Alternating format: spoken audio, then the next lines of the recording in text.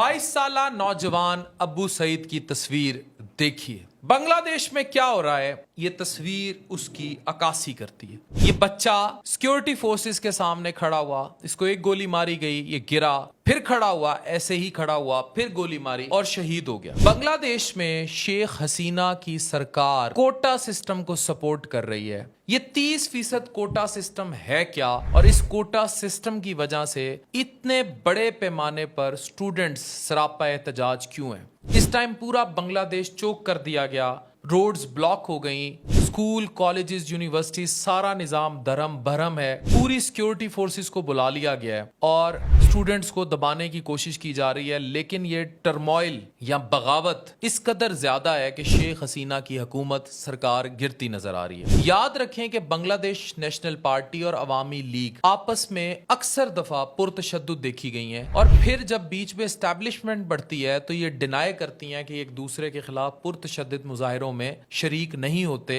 या ये तशद्दुद की राह नहीं अपनाते। कोटा सिस्टम ये है कि 1971 की जंग में वहां की एस्टैब्लिशमेंट और उससे जुड़े जो भी लोग थे और उन्होंने जो कुर्बानियां दी, उसमें उनके अहलो अयाल, उनकी नस्लों के लिए जॉब्स में 30% कोटा रखा गया। इस 30% कोटे की वजह से पूरे बांग्लादेश में बेरोजगारी बढ़ रही है, स्टूडेंट्स को जॉब्स नहीं मिलती, और वो इस बेरोजगारी के खिलाफ 2018 में भी एहतजाज कर चुके हैं। उस टाइम सरकार ने, हसीना ने, इस कोटा सिस्टम को मुअत्तल कर दिया गया था। सुप्रीम कोर्ट्स को इन्वॉल्व करके इस कोटा सिस्टम को बहाल कराया गया, और अब बहुत मैसिव तादाद में इन्फ्लेशन आने के बाद, पूरी दुनिया में बेरोजगारी की शरह बढ़ने के बाद स्टूडेंट सड़कों पर हैं, सरापा एहतजाज हैं, बहुत बड़े मैसेज में हैं, और अब सरकार और एस्टैब्लिशमेंट से जुड़ी फोर्सेस स्टूडेंट्स की आवाज दबाने की कोशिश कर रही हैं, जिसके लिए पूरा मुल्क चोक किया गया है। इंटरनेट सर्विसेज बंद हैं, कर्फ्यू लगा दिए गए हैं, सड़कें चोक कर दी गई हैं, हर किस्म के राब्ते काट दिए गए हैं, मवासलात का निजाम धर्म भरम है, और टोटली सिस्टम को दबा कर कंट्रोल करने की कोशिश की जा रही है। पर क्या आपको लगता है कि इस तरह अगर आवाज दबाई जाएगी तो बांग्लादेश में ताकत के जरिए आवाज दबा दी जाएगी?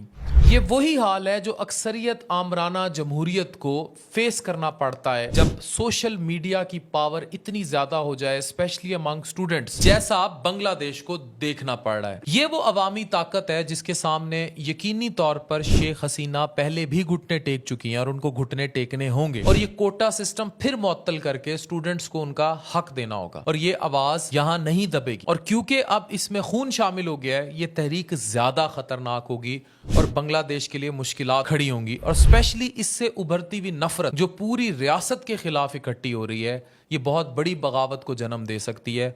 और शेख हसीना, जिसको बार बार ये इल्जामात सहने पड़ते हैं कि वो इलेक्शंस की रिगिंग करके, इलेक्शंस को रिग करके सरकार पर डोमिनेंसी हासिल करने की कोशिश करती हैं और इनको एस्टैब्लिशमेंट की सपोर्ट हासिल होती है, या ये आमराना जमहूरियत का हिस्सा बनती हैं, उसका नतीजा ये खुद भुगत रही हैं। ये वाज़ेह रहे कि पाकिस्तान का बाजू कटने के बाद से बांग्लादेश में स्मॉल इंडस्ट्री ग्रो हुई, वहाँ खवातीन का एजुकेशन सेक्टर हुनर वाइज ग्रो हुआ, लेकिन वहां बेरोजगारी बढ़ी, आबादी कंट्रोल से बाहर है, और वहां भी एक इकोनॉमी के बदतरीन मसाइल हैं, और उन मसाइल में एक बड़ी वजह आमिराना बैक्ड जमहूरियत है। ऐसी जमहूरियत जिसको कंट्रोल जमहूर नहीं कर रही, प्रॉब्लम बनी हुई है बांग्लादेश के लिए। और यही कोटा सिस्टम की जो नाइंसाफी है, ये उस सब का हिस्सा है, और ये यकीनी तौर पर बांग्लादेश का बहुत बड़ा माशी माशरती नुकसान है, और ये बगावत को जन्म दे रहा है। Thank you very much.